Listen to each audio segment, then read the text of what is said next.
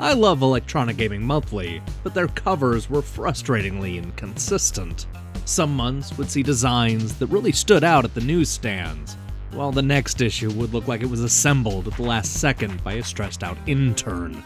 But instead of being discouraged by the magazine's varying quality, I've decided to take a closer look at each cover and figure out what I like, or most likely dislike, about each of them. Today we're going to be taking a look at 6 issues from 1989, including 2 different video game buyer's guides.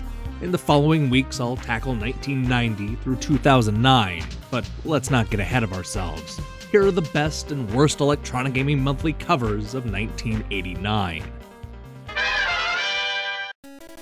While this premiere issue doesn't give me a headache like some will talk about, I did find myself dozing off while studying this cover.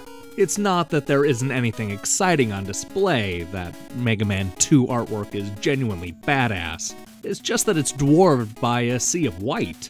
The promise of reviews, previews, trading cards, and tip booklets would have worked better on top of the action-packed artwork. You'll note that they quickly abandoned this style of cover. Good riddance. Is this an issue of EGM or the control room at CNN? With more than 24 screenshots and photographs, this buyer's guide certainly made 1989 look exciting. A closer look uncovers a number of fan favorites, including Ninja Gaiden, Double Dragon 2, and Super Mario Bros. 3. It's cool to see all these games in one place, but this design makes my head hurt. I get car sickness just from trying to read the text. We're to the wise. Less is more.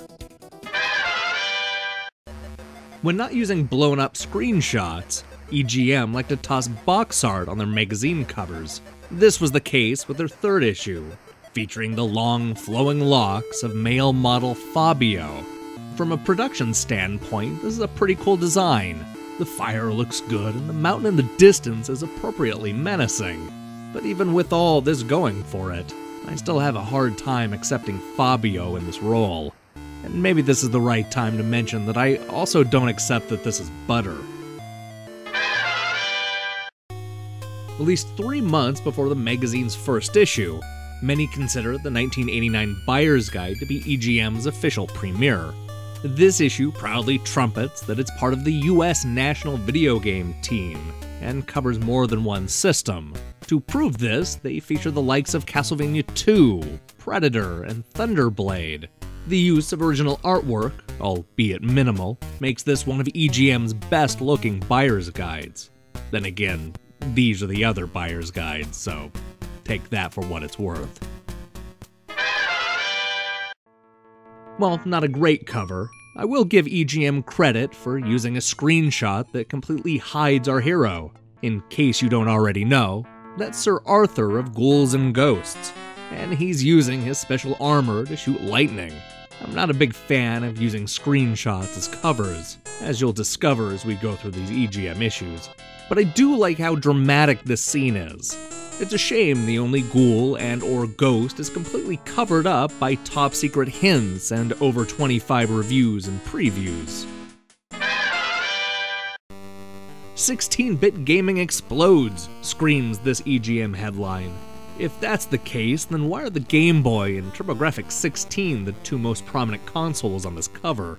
Quibbling over bits aside, this is a creative design that mimics the Big Bang. The blue was a nice touch, and I like that the cover doesn't rely on screenshots. The explosion in the distance is a neat piece of art, and it's the kind of thing you won't see on any future EGM cover.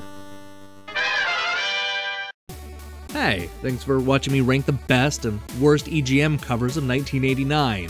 This is a fairly simple concept without much in the way of actual video, so I'm not sure what the reaction will be. Hopefully you'll dig it enough to warrant more episodes, because I had a lot of fun ranking these covers. Give me your thoughts in the comment section below, and let me know if you agree with my rankings. Oh, and you should also go ahead and subscribe. We have a bunch of great content coming up, and you don't want to miss a thing. Until then,